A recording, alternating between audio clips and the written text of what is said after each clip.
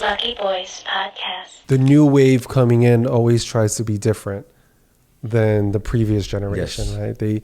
Because for whatever reason, and perhaps they looked at it and they just saw that a lot of changes need to be made because they saw some of the flaws. Because there's no perfect system. I'll just get out that out of the way. That's but when you definitely have true. when Yeah. you have only two options, and you go, well, this system didn't work. Well, then this one. If this is the opposite, if you only have two choices, you go, this one doesn't work. Well, I'm just going to do this one. Two popular choices, I should say. Okay. Right now, So- I think there's only New York City, it's just the Bloods and Cribs. And that's exactly how I call it. This is the Chris Rock political tribal mentality. Either you're one or the other, and you can't be in between. And for me, as an NPA, a no political affiliation voter, and I pretty much picked it up when I turned 18. And my great aunt, all my paternal side of my family, they're all registered Republican, including my mother, who came from Hong Kong.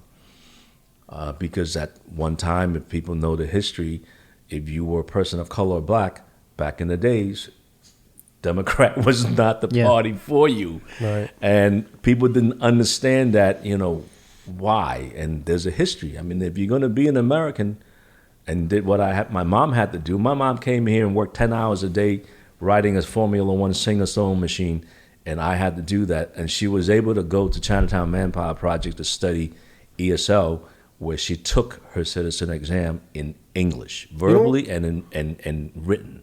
Yeah, let's talk about that. So, what is the team that looks out for Asians? Because I've heard them say, you think Republicans are rooting for Asians, they're not. And then I heard the other way, like Democrats definitely aren't for Asians. So is that correct or is that not from what you see? What actually upsets me is because, whether it's a party or a political ideology, there are goods and bads in every single thing that we'll look at. Number one, I myself as a New Yorker and also as a vet and everything else, whatever you want to put me in right now, if I check my, 2020 whatever census, how many boxes do I fit in? What is it about, what party versus what that works with Asian? And the first thing I tell my social workers that I deal with is, number one, I don't speak read or write Asian. I'm going to call myself American Chinese, because the bottom line is, if I live in a community where, let's just say, I'm going to use Flushing as an example. If for some reason that I am a council member where I live in the Asian community, however, Chinese is only 10%, Indian and Korean and Japanese are the predominantly, and I am a congressman of Korean origin. Who do you think I'm going to sway?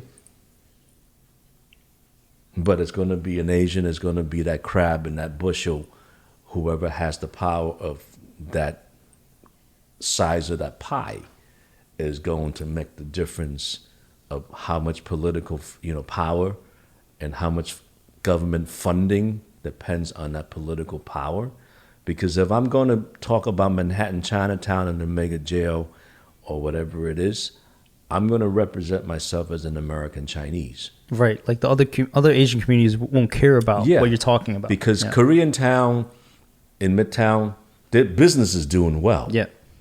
The Japanese in the restaurant Little Tokyo, they're fine. It's none of my business. I ain't got time to come here for that, because I'm also struggling in my own business. If I'm doing well, my representatives are taking care of me, that's fine. Also, as far as like history's concerned, whoever label, and I'm even saying that from Smokey Robinson's, because don't call me African American. I am a Black American, because whatever it is, there are certain people that like to use that term. That's fine, they can do that. But as far as me as being called Asian American, my ancestors were not stolen from their land where they didn't identify what part of Africa, Asia that they're from. For 5 or 6 generations, I know that, my relatives and my bloodline came from Toisan, or my, whoever, my parents over here, or my relatives are from a specific part of China. So I don't have to lose my lineage and say, just call myself Chinese American. I can literally say I am Cantonese or Khoisan American. I know there are, African descendants that because their, ancestors were stolen, ripped from their land, they didn't know, where or what part of Africa they're from. They didn't know what tribe they're from. I can understand if they want to, call that, I respect that as well. But as far as for the Asians or the Chinese community or the Korean or the Japanese community, own who you are, because you already know who you are, where you're from, where is your parents and your lineage from. If you were here in California before they put you in concentration camp, your parents are from Okinawa. Your family is from Osan, Korea. That's who you are. You're not Asian American. Identify and own who you are. And that's when the purpose when they put us in the same bushel, the American census is basically giving us the infighting and say, let the motherfuckers fight themselves within themselves. Because once you're Asian, who gives a fuck? But if you don't stand up and say, I'm not that, because I have the same situation when ACS calls me up and says, well, Mr. Chan, I sent you a client. I said, you're Asian? I says, no, the gentleman is from Bengal. He's from Bengali. Bengali. He's from Bangladesh. Yeah. I don't speak his language and it's like, you're Asian, aren't you? I says, yeah, I'm Chinese.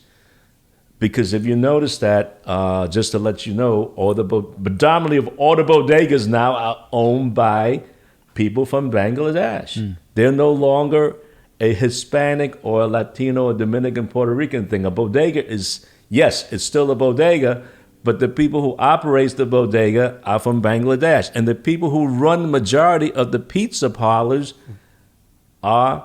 some of them are actually Albanians, because I found that out because many of them from the Bronx, they're very close to the Italians. The Albanians also speak Italian and the people who actually manage the pizza shops. And the people that are making your pizza are from South America. Yeah. So, and these are, this is what we're trying to explain to them. It says you can't do that and then at the same time try to provide service into a Chinese community and sent in a Korean social worker.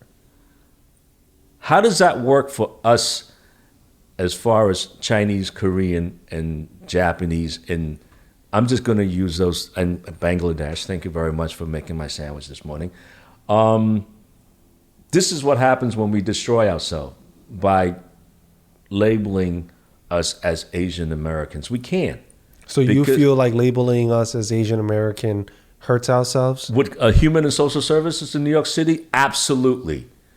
Because if I'm from Little Tokyo, if I have a situation with a family court where I'm trying to get my child back from custody or from foster care, and then all of a sudden ACS says, okay, Mr. Koji, we're going to send you a social worker. In come Mr. Joe Chan. Hi, Mr. Koji, I'm your social worker. It's like, I don't, and I need somebody that speaks Japanese. So I don't speak your Chinese. And that's exactly how that feels. Lucky Boys Podcast.